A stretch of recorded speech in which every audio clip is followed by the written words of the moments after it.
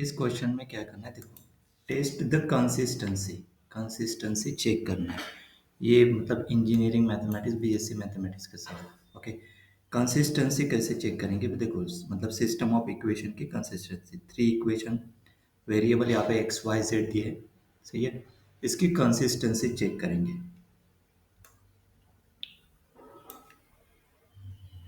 देखो कैसे चेक करेंगे, to test the consistency, three equation यहाँ पे।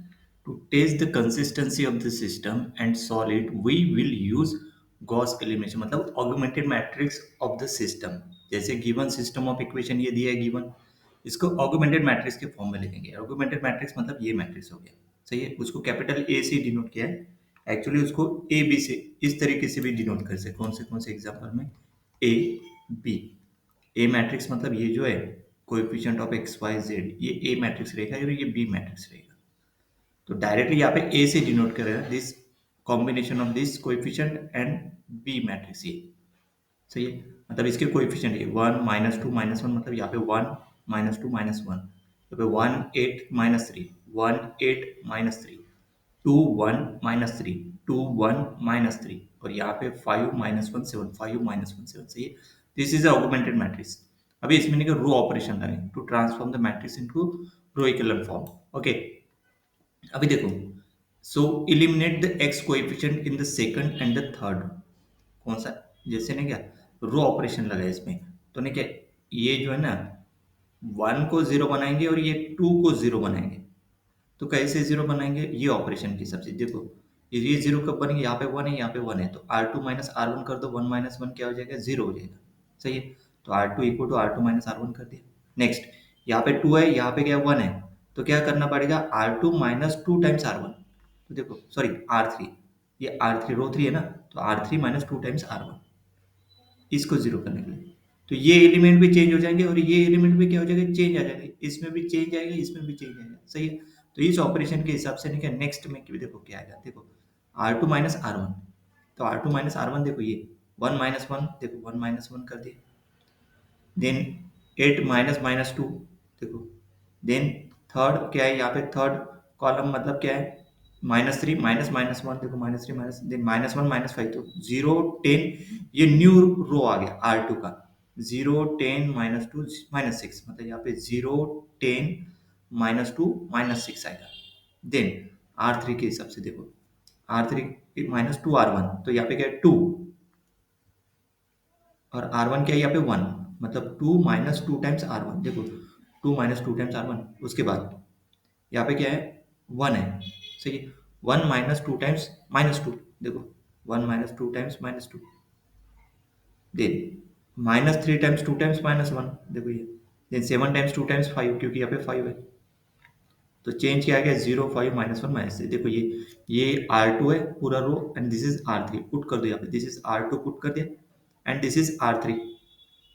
अभी स्टेप नंबर 2, ये हो गया फर्स्ट कॉलम के 0 हो गए, है ना। पायोट एलिमेंट, इसके नीचे के एलिमेंट 0, उसके बाद इसके नीचे के एलिमेंट 0 लाएंगे, मतलब इसको 0 करेंगे, सही है। अभी simplify the second row by dividing by 10, तो इसको नहीं कि सेकंड रो को डिवाइड बाय 10 करो, पहले इसको 1 करो।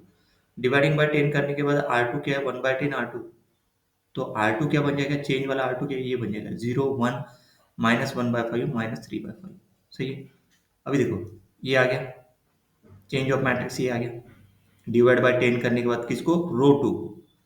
अभी इसमें क्या किसको 0 करेंगे, इसको, तो ऑपरेशन क्या लगाएंगे, R3 माइनस 5 टाइम्स R2, मतलब इससे R1 का यूज मत कर देना है इसमें। जैसे इसको सेकंड कॉलम के एलिमेंट के 0 करने के लिए R2 पे के ऊपर जाएंगे अपन, सही है।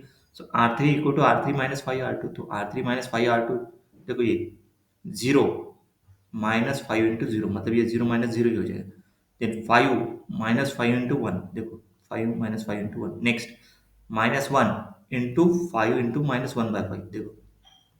Then -3 into 5 into -3 by 5, 5 into -3 by 5, सही।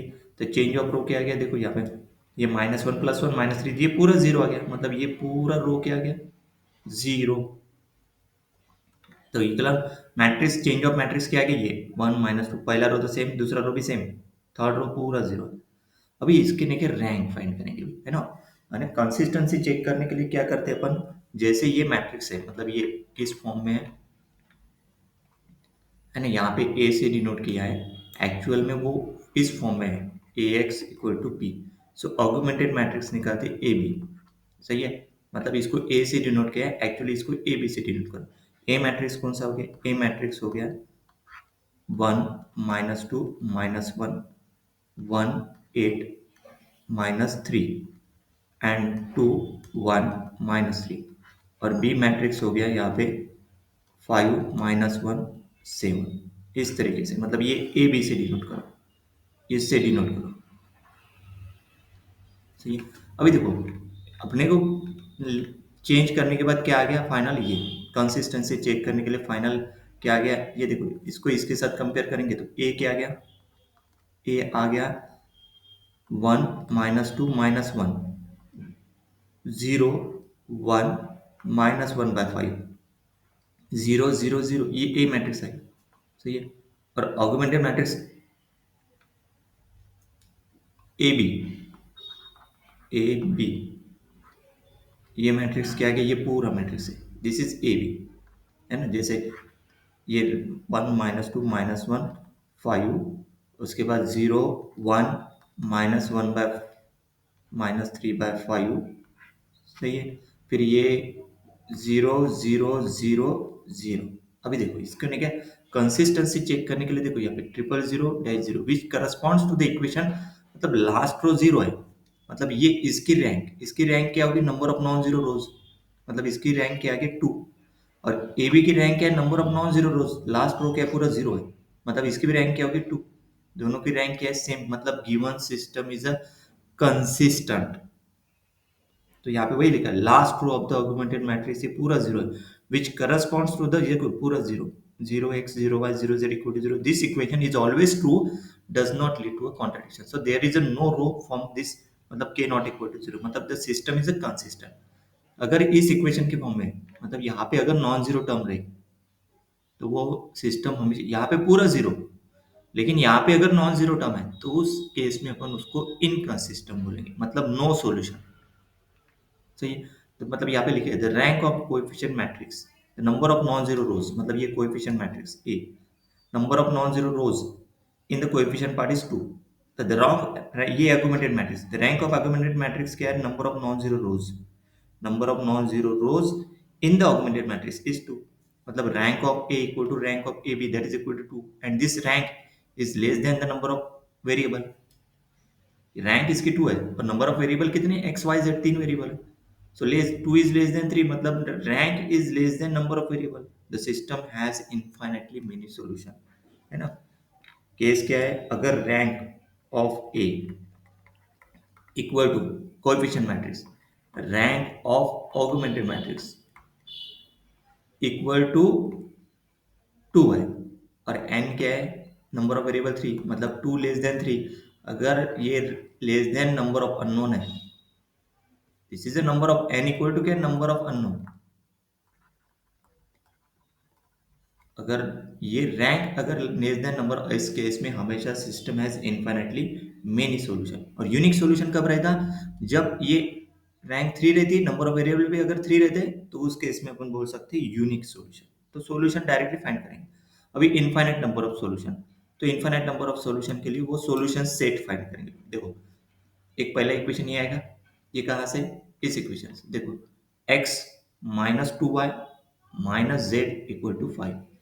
दूसरा equation 0x + 1y -1/y z equal to -3/5। Last वाला लिखेंगे नहीं, जीरो, ये तो यहाँ पे लिख दिया, देखो यहाँ पे, ये फर्स्ट इक्वेशन, ये दूसरा इक्वेशन, इसमें x नहीं है क्योंकि यहाँ पे x का पार्ट यहाँ पे जीरो है, तो 0 इंटू एक्स जीरो ही होता है, इसलिए वो इक्वेशन नहीं लिखा, सही है।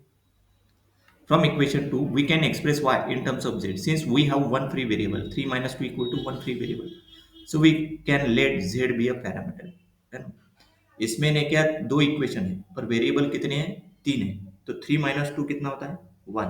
मतलब एक ही वेरिएबल में अपन वैल्यू असाइन करेंगे। तो देखो यहाँ पे z को लिया है उसमें, तो z इक्वल टू क्या लिया, t, सही है, z इक्वल टू टी लिया। Substitute z equal to t इस इक्वेशन में, तो y निकल जाएगा, y क्या आ गया, y minus 1 by y t equal to minus 3 by 5, तो y equal to t minus 3 by 5. Now substitute y equal to t minus 3 by 5 and z equal to t in equation number 1. ये वाला equation में x निकल जाएगा t के form में. देखो यहाँ पे x, ये y पुट कर दिया और z पुट कर दिया. z क्या है? t. एलिमिनेट द डिनोमिनेटर, तो eliminate denominator multiplying enter equation by 5 से मल्टीप्लाई कर दिया. तो सॉल्व करने के बाद t के इक्वेशन को इक्वल टू के उधर किया तो क्या गया 70 प्लस 19 और डिवाइड बाय 5 किया तो x क्या गया 70 प्लस 19 बाय 5.